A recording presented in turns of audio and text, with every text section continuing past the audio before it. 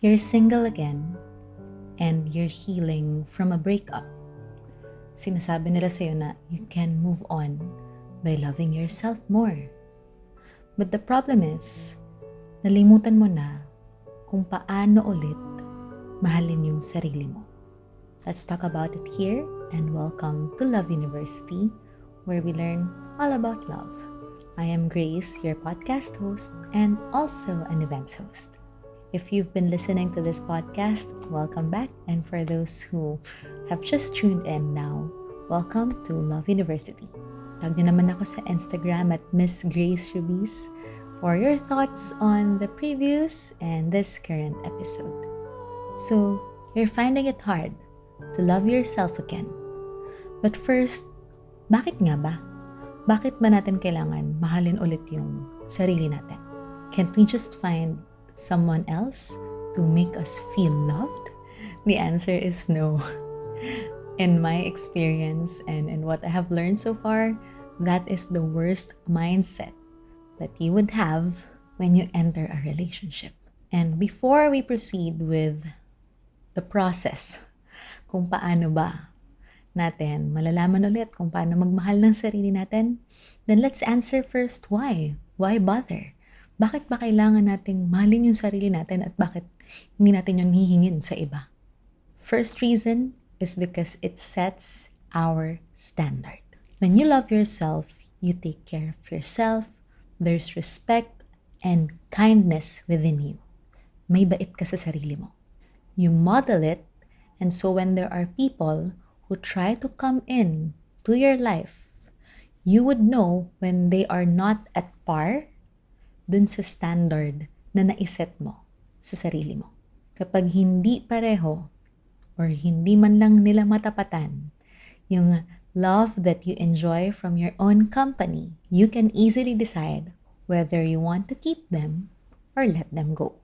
Second reason why you need to grow your self-love again is because in reality, we are actually alone in our journey. All we have is ourself. So if you can never feel happy or loved or feel special when you're alone, you always want to receive it from someone else or from something. However, wala kasing guaranteed sa buhay. Our loved ones can either betray us or maybe meet an unfortunate situation. Wala tayong control dyan. So in the end, what's left is ourself. That's why the most important love that you would receive is not from others, but from within. And the last reason why you need to grow your self-love is because it stops your desperation. It stops you from being desperate for love. And so when you get into a healthy relationship na meron kang self-love, you don't suffocate the other person. You don't have to demand their presence and attention all the time. Bakit? Kasi you can survive without them. Also, when you're not desperate for love, it's easier for you to let go kapag nagiging toxic na or abusive yung isang tao. And it's all because your worth doesn't depend on them. So now that we have talked about the why, let's proceed with how. So, oo nga, kailangan natin yung self-love. We have to start all over again. Allow me to share with you what I have been applying, and present tense siya kasi it's an ongoing process of increasing self-love, accepting yourself, and all that. And I have 4 A's for you. First A is awareness. Loving yourself starts with awareness. You need to be aware of both the good and the not so good. You don't deny that you have imperfections. Instead, you face them. You confront these parts of you that you don't feel so good at. Of course, it's easy to be aware dun sa mga bagay na gusto natin sa sarili natin. Pero when it comes to the things na medyo hindi natin feel sa sarili natin, sometimes we deny it eh. Parang iniiwasan natin siyang i-confront. And I'd like to give you this time to pause and think of the thing, kahit isa lang. One thing that you're not so proud of about yourself. It's okay. Confront it. Because our second A is acceptance. Since you're now aware or you're trying to be aware of yourself in general, the good and the bad, or the good and the not so good, you have to learn to accept that side of you. Accept that you are still a work in progress. Ako sometimes, I find it hard to accept myself when I scroll sa Instagram o kaya sa social media. Kasi makikita mo yung ibang tao, parang, hala, bakit sila ganyan ka-successful? Bakit sila ganyan kaganda? But I had to remind myself na sila din kasi mayroon silang process na pinagdaanan. Sila din, malamang, meron din silang imperfection na hindi ganun kadali for them to accept. And acceptance, I realized, has two sides. When you thought of that one thing na you're not so proud of about yourself, do you think that it's something that you can control or something that you can't control? For example, before, I was so not proud of my underarms. Fortunately, I know that it's something na within my control. And so, I went to Skin Station and had it lasered. So, it helped me, especially with my job as an events host. Sometimes talagang kailangan mo itaas yung kamay mo, mga ganyan. And so, I'm grateful because it's something that I was able to change or I can continue to improve. Pero minsan may mga bagay sa buhay natin na will be very difficult to accept because it's something that we can't control. For example, your mistakes or simply your background. Unfortunately, hindi na natin siya mababago, mapapalitan. And this is where we have to really just accept it. But the good thing about it is you can use that experience. It will be easier for us to accept that when you realize that maybe God had a purpose for that. Ang daming beses ko nang nakita tong nangyari sa buhay ko na, kaya pala nangyari yun. Kaya pala ganito. But this comes in years after. So sometimes, pwede nga rin na hindi natin siya ma-realize, but it's just all part of God's plan. And when you accept the fact, like what I talk about on Facebook and TikTok, that you are God's princess or you're God's prince, you rest in the fact that you have a Father in heaven whose only intention for you is to keep you safe and to make you strong. He has great plans for us. So that gives me peace in accepting my past. And also that perhaps there's something that I can learn from that. At least, hindi man ako natuwa dun sa nangyari.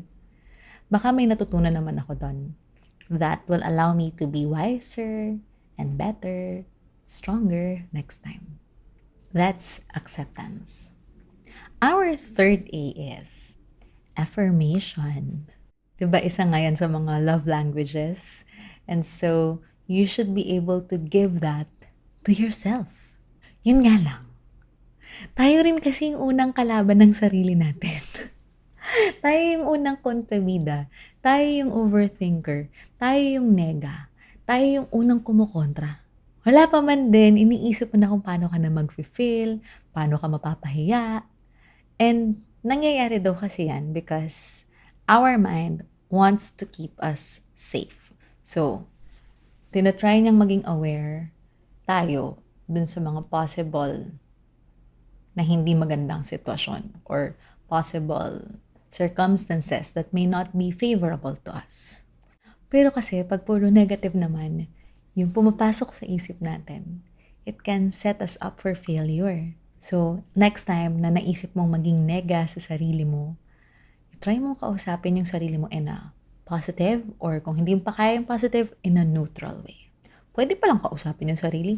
Yes, I believe you're already doing this. Ako, talagang I consciously do this. Like, I'm in a talk show, ganyan. So, OA level. Pero I'm sure you're also doing that. And that's normal, okay? That's called self-talk. Practice doing that in a positive way. So, for example, yung kanina, di ba? IG, ganyan, may nakita ka. So, ako, ito talaga, very specific and very recent. If you've been following Tito Mikey, you're also aware of CK. So, si CK, I've become a recent fan of her. And nung nakita ko siya, grabe, ang ganda, ang stylish, ganyan.